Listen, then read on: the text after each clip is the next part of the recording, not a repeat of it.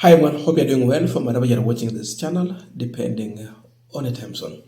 Now today is on Thursday, and it was clear that we are going to anticipate protest today, and this is in a commemoration of the Gen Z's protest.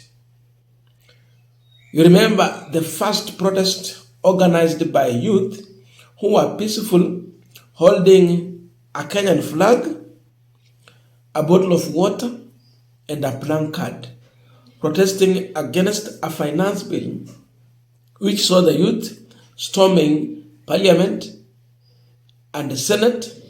Then at the end of the day, if you go and check on the CNN documentary and then local media around here, you would see how the youth were murdered through live bullets that were shot to them.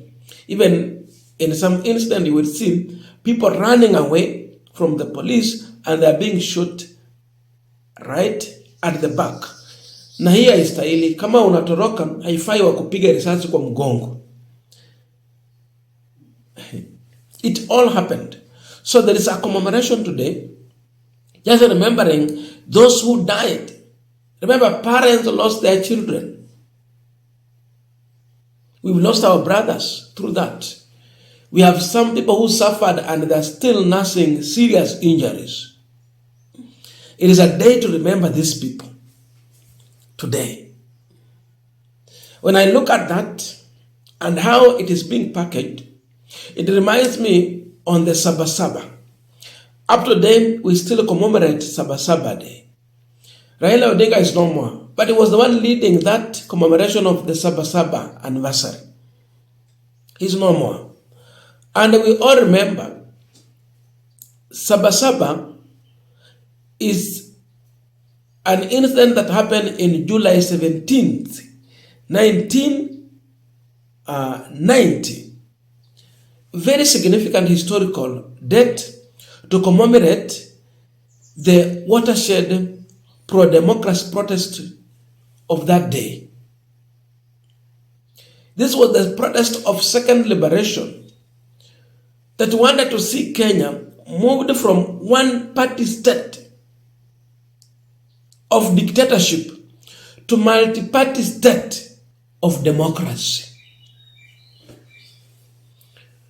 Ikifika Sabasaba, huwa tunakumbuka. So, Kenya wanted it to go in history. Besides Sabasaba, we also have Gen Z protest.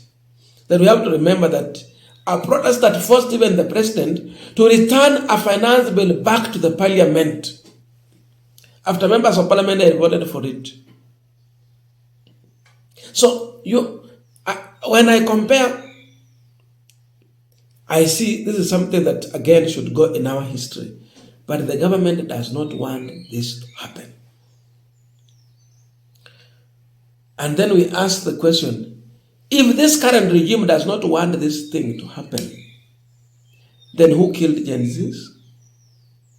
Who caused harm to them? It was this government.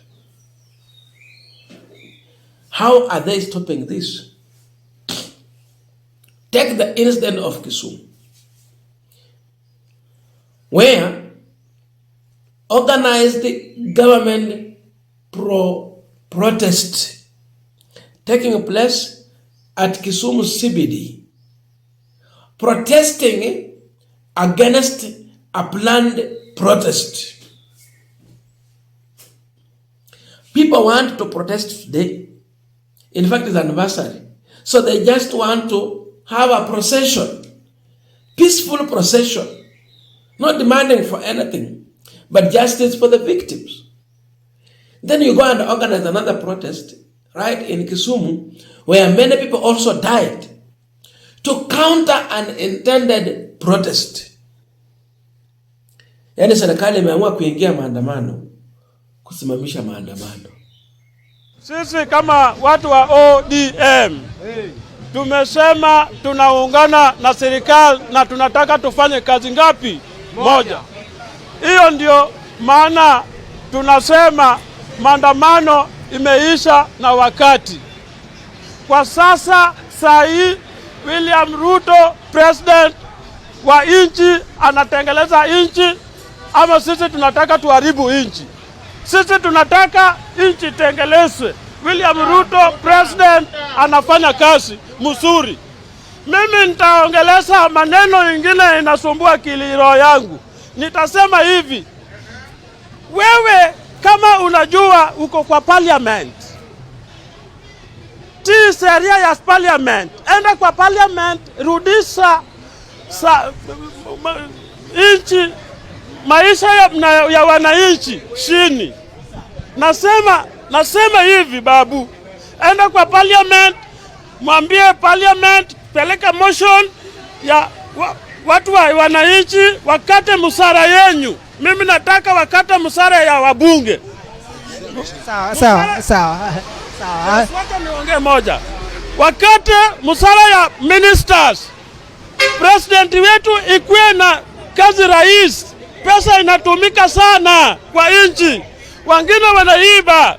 President, tunataka wewe pesa yako ako juu, ukate irudisha chini, wananchi wapate maisha mzuri. Asante. There is one question we are asking on this pipeline, good people. Why are people protesting in Kisumu? If protest is bad, if protests are bad, you cannot protest to stop the same cause. Because already you are protesting. That means you are telling us in Kisumu, protests are good. That is why you are protesting. If protest is a bad thing, you cannot organize for a protest. That is the point. So the Kisumu protest is just but to encourage those who want to protest to go to the street and protest. Because now they are proving to us that you can get out and protest, and hence protest is a good thing. You can't lead a bad thing. So the government was protesting yesterday. Today, Kenyans should be allowed to protest. If they are protesting again, we are asking, did they notify the police? If you go and check, probably no.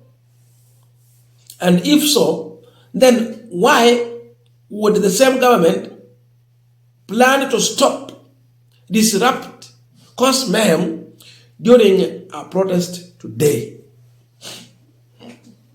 Na nimeona watu wa Kisumu wamechanganyikiwa.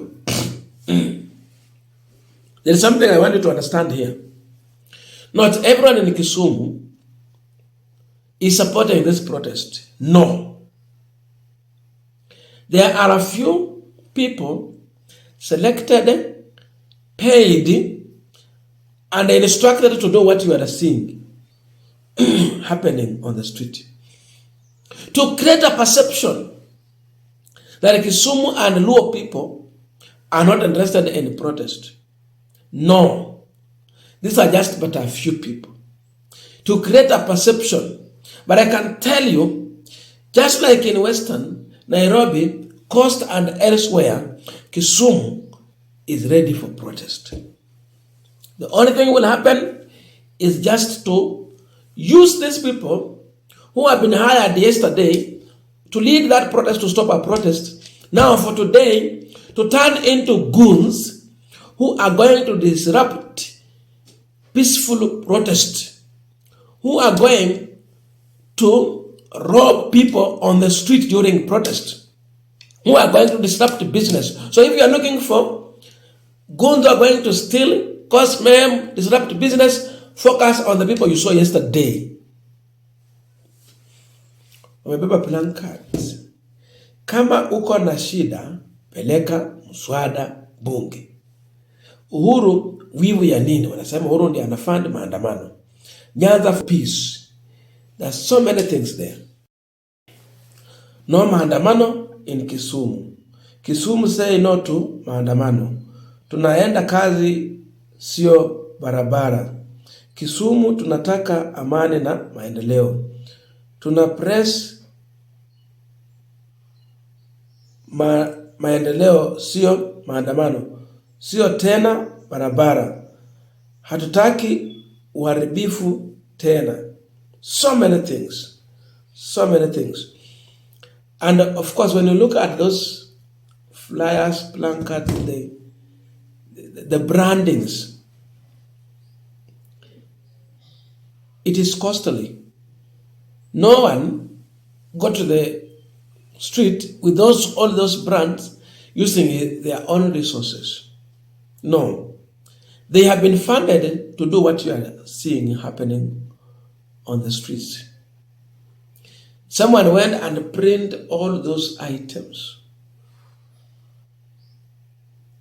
And after printing, he brought those items to the people. Then paid these people and organized them to get to the streets to lead those protests. So get the point. This is a protest organized by the government. Wanasema wataki barabara, wanataka maandamano, ili hali wenyewe tayari wako kwa barabara. So it is ironic, ni kinaya. It's ironic. You can't tell us that you don't want to protest, and already you are on the street protesting. I can tell you, all that we are seeing here is just but a move to encourage a protest. So if Ruto, Kenya Kwanza regime, Oburu Odinga, and his ODM group want to appeal to the president that they can stop protest, they are in fact fueling the protest.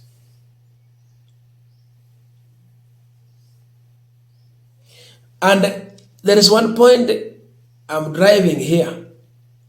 If you will see the people on the street demonstrating, then these people end up being disrupted. The people you saw yesterday were practicing how to disrupt peaceful protest. They are going to be turned into goons today. They are going to be used to stop peaceful protest today. How watu mmeona jana, they were being organized kama uelewi kuharibu maandamano ya amani. Hawa ndio watatumika kuiba leo, hawa ndio watatumika kuchoma magari, hawa ndio watatumika kuharibu biashara ya wananchi. So if you are looking for goons, you saw them on the street yesterday.